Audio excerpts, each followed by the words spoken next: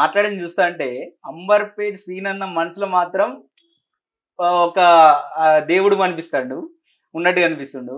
కానీ మాటలు మాత్రం కాంగ్రెస్ పార్టీ వస్తుంది.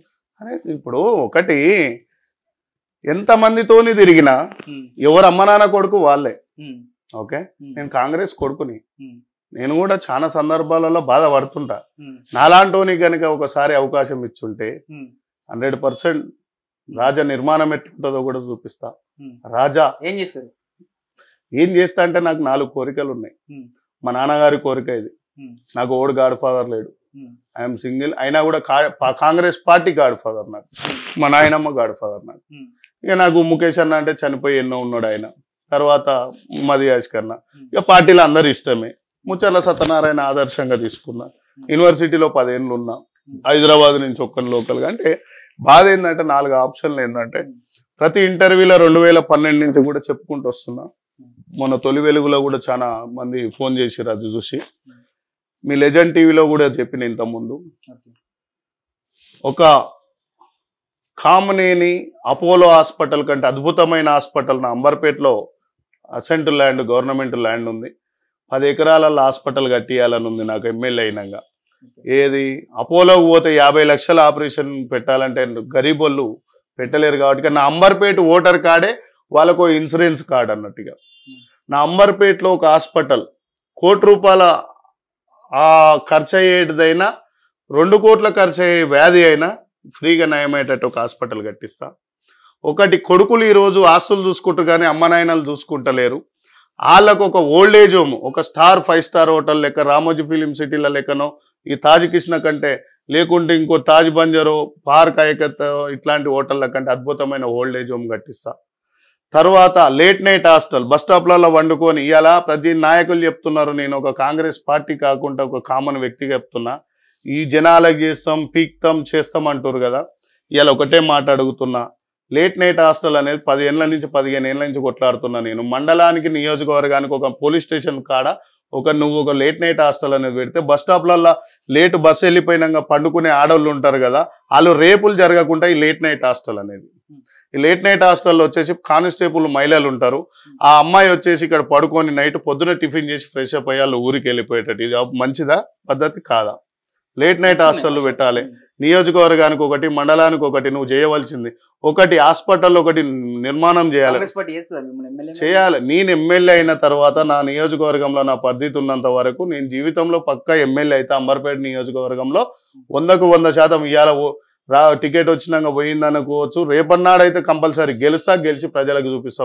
3 స్కూల్ నుంచి ఎల్కేజీ నర్సరీ నుంచి కేజీ పిహెచ్డి వరకు ఓ కాలేజీలు స్కూళ్ళు కట్టించి, రేపు నా పిల్లలు నా కుటుంబం అట్లకెళ్ళి పోతుంటే, అరే నీ అమ్మ ఏం మనిషిరా, ఏ స్వార్థం లేకుంటే ఇక్కడ కట్టిండ్రా ప్రతి ఒక వ్యక్తి 100 కోట్లు 200 కోట్లు 300 కోట్లు కాదురా, మంచి నిర్ణయంతో పెట్టిండు. ఇవాళ కూడా మా అంబర్పేట పైసలు నా సొంతంగా కాదు, ఎమ్మెల్యే అయ్యేది ఎందుకు?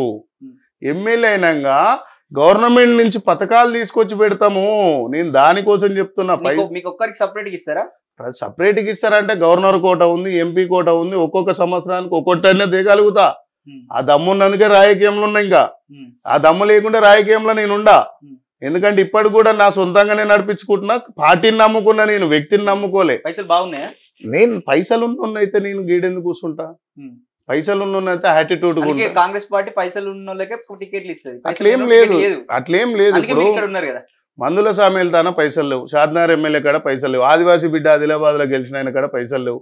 ఇవాళ దుమ్మడి సాంబన్న ఏది వరంగల్ ఎవరు వెనక రేవంత్ రెడ్డి అని ఉన్నాడు. కాంగ్రెస్ పార్టీ ఉంటది. కాంగ్రెస్ పార్టీ మంచి పనులు చేసినందుకు ఓట్లు ఫ్రీగా వేస్తారు. ఓట్లు ఫ్రీగా వచ్చినప్పుడు ఈ పథకాలు తీసుకొచ్చుకొని అమలు చేస్తారు. రేవంత్ రెడ్డి లేరు కాబట్టి మీకు టికెట్ రాలేదు.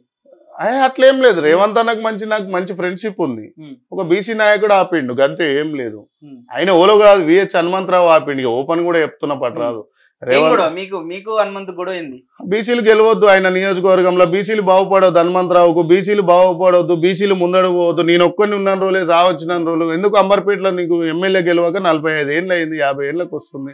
నువ్వు గెలిచిన ఎమ్మెల్యే తప్ప ఎవరు గెలిచిరు?